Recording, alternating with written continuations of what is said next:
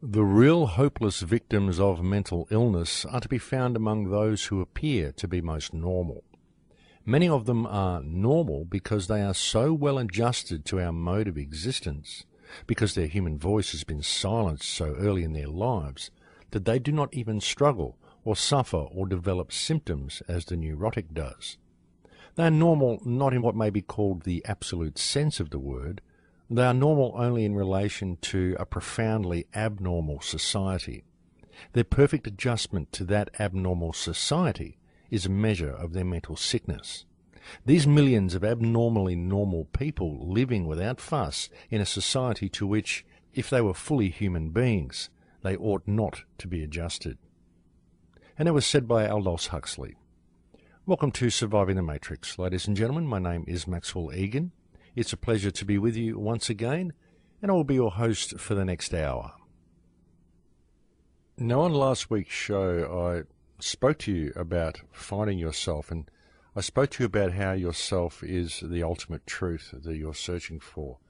And I really cannot stress this enough, folks. It truly is where all the answers lie, because that's where all the power to stand up against the fictional system that enslaves us lies. That's where all the power to effect positive change in the world around you lies, and that's where the power to effect positive change within yourself lies. It all lies in you changing your perspective of reality, changing your perspective of what you are and what reality is, what the people around you are, and how you interact with reality. This is all determined by your perspective of what reality is, and this is something that only you can deal with, only you can change, only you can remold. And ultimately it all starts with you knowing the power that lies within you. I mean, think about it, folks, the sheer wonder of a human being, the sheer wonder of your very existence is amazing. The fact that you can be here experiencing a world like this, the fact that you are able to interact with other people within the world, the fact that you are able to interact with nature simply by observing nature. You can go out and you can stroke the grass, you can feel the leaf on the tree, you can see the ocean, you can smell the scent on the winds, you can see the birds. It's amazing, folks. This whole reality is absolutely amazing. And you are a perfect creation within this reality. So why is your life so controlled? Why are you so unaware of the reality around you? Why is reality to most people simply the walls of a city, the clock on their arm that controls their life, that tells them where they have to be and when they have to do things? It's like the God that is strapped to their wrist, that dictates their every move. Because people have this bizarre concept of linear time, and you have to do things at a certain time. Everything's got to run by the clock. It's this Gregorian system, this Roman system of time that's been imposed upon people, which has completely messed up everyone's perspective of reality.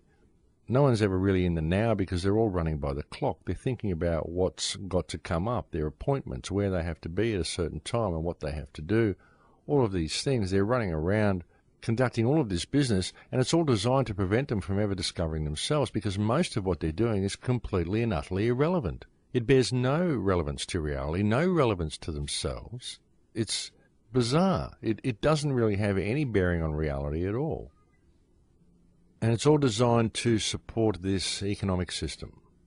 Everything we do centers around this economic system, the support of the economic system, and the constant need for fulfillment that comes with it. Because that's what most people are doing. They're constantly searching for fulfillment, but they're looking for it in sources that are external to themselves. And they're taught that fulfillment is about acquisition, and acquisition is, of course, very hard because we have a system of commerce that's been imposed upon the people, which by its very nature places everybody within the system in a state of permanent scarcity. And when you can see that this is actually how the system is run and what the system does, it's very easy to see why people are so disconnected and why people are never able to find themselves and find the truth that exists within themselves, because they're too busy trying to keep ahead of this completely convoluted system, which will never give them any time to find themselves by its very nature. That's what it's actually designed to do. It's a complete distraction. And I really do believe that it is all a big distraction, folks, and even half of what is being presented to people in the so-called alternative research community is a big distraction. It's all designed to keep people looking for things externally to themselves, to keep people running down rabbit holes, to keep people pointing the finger at others, but never really paying attention to what's going on around them, and certainly never paying attention to themselves, unless they're paying that attention to themselves in some superficial way.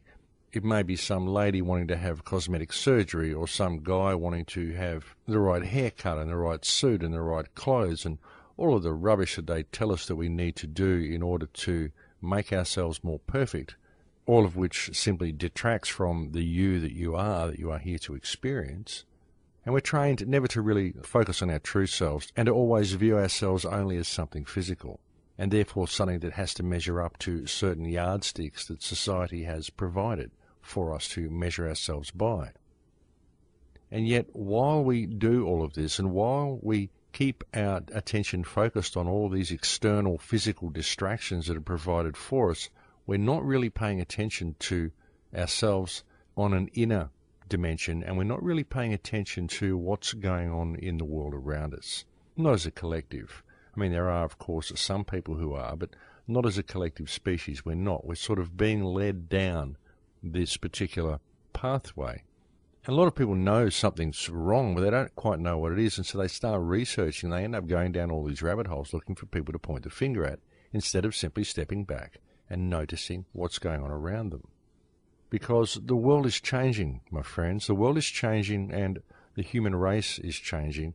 All life on the planet is changing, and it's occurring very, very subtly.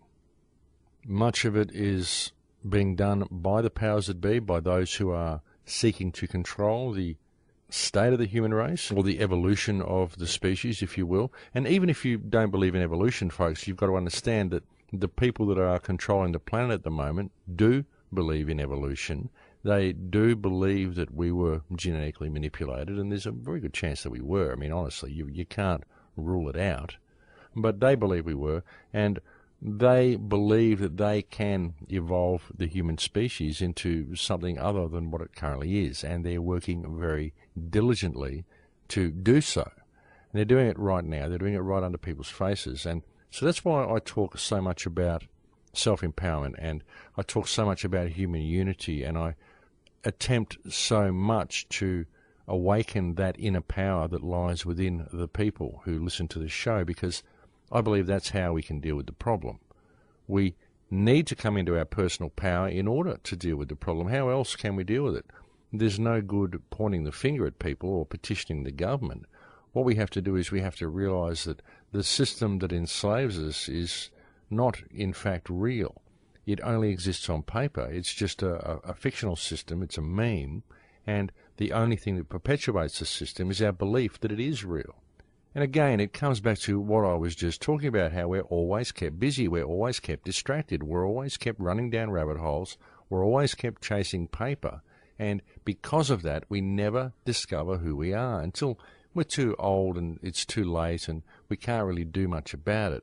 But most certainly never in the times of youth, because the youth are brutalized and brainwashed with television and games and trinkets and all this stuff that they believe they need to have in order to be a real person.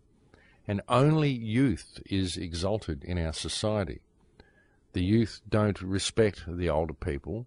They're taught not to respect the older people. It's not about the old people, it's about the youth, the vibrance of youth. And yet, when you are young, you don't have the information that the older people have. And the youth won't listen to the information that the older people wish to convey to them. And so the young people go through life like it's a game, it's a roller coaster ride, until one day they discover that they're old. Because the youth go through life believing that they will never grow old. It's not about old. Old doesn't exist. You don't want to be old. Don't even think that you're old. You never grow old. You're just eternally young. And yet one day you wake up and you look in the mirror and you find that there are wrinkles on your face. You find that you have grown old. And so now you are virtually discarded by this society, because this society focuses on the youth. Because if you can distract the youth enough, keep the youth running down rabbit holes, keep the youth buying trinkets, get them in debt as much as you can, even through their education system. I mean, kids have to pay for their education these days, so that they come out of college and they have a massive debt that they owe to the world. If they ever get a job, they have to pay the government back all this money, when education should be free. And not only should it be free, it should be proper education. It should be education in trivium, quadrivium, and all the things that are real about the world, all the things that are real about you. It should be education in how to discover yourself and how to improve this planet, not simply education on how to be a good little cog for the big machine. And not only that, but charging you in order to learn how to be this functional little robot, or perhaps just usable cannon fodder for the military-industrial complex. That's always another good job prospect for the youth. And that's what our society has become. But it's all very, very focused on the youth, because that's where distraction is needed, because that's where the real power in society lies. It lies with the youth. If you can shape the minds of the kids, then you can shape reality. There's some ancient Oriental wisdom that once said, if you want to defeat your enemy, bring up his children. And there's some incredible wisdom in that. And so by teaching the youth that it is all about the youth, and that it's a go out there and get 'em world, and you've only really got until you're 30 to make it, because after that it's all over the hill, then you can achieve the results that we see today. And when you think about it, folks, it makes perfect sense to actually exalt the elders in society, because it is the elders in the society that have the information that the youth need, because they've done it, they've lived longer, and they have something to offer, if only the youth would listen. And many times the youth will listen. I mean, there is still many people who respect their elders, but as a culture, as a society in general, what you see is an exaltation of youth. Very, very prevalent in our society, and all done very, very specifically, done very methodically, and done very much for a reason. And this is to ensure that you have a distracted society. You have an adolescent culture and a distracted society, because the Western culture is extremely adolescent because of the exaltation of youth.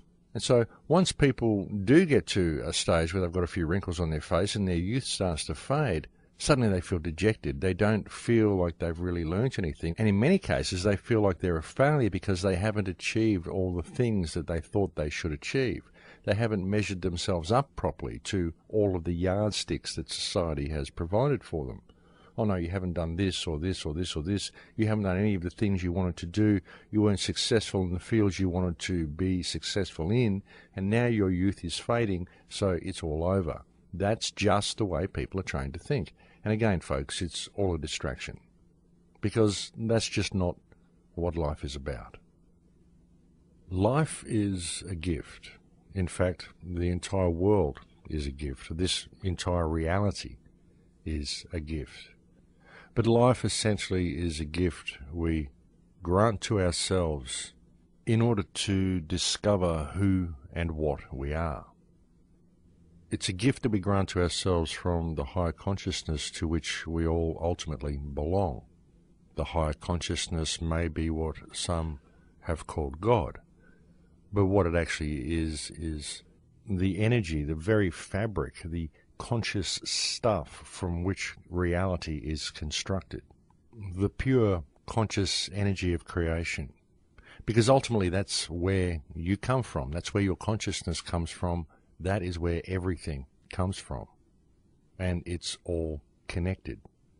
The largest planetary object, or galactic object, universal-sized object, right down to the tiniest particle of an atom, and everything in between.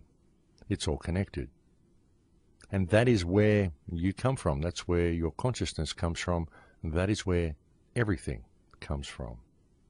And the trick is to find a way to reconnect to it while still retaining your place in this 3D reality, in what some might term to be the great amnesiatic experiment of consciousness, which is essentially what this reality is. We come here with complete amnesia of our connection to the world around us and see what we can make of the place. And so far, looking around me, folks, I think we've gone a little bit down the wrong path. I think we may have been a little bit negligent in our duties towards this wonderful planet that we inhabit. And as I've said so many times on previous shows, what I see before us now is an opportunity to actually deal with the situation that we've allowed to be created.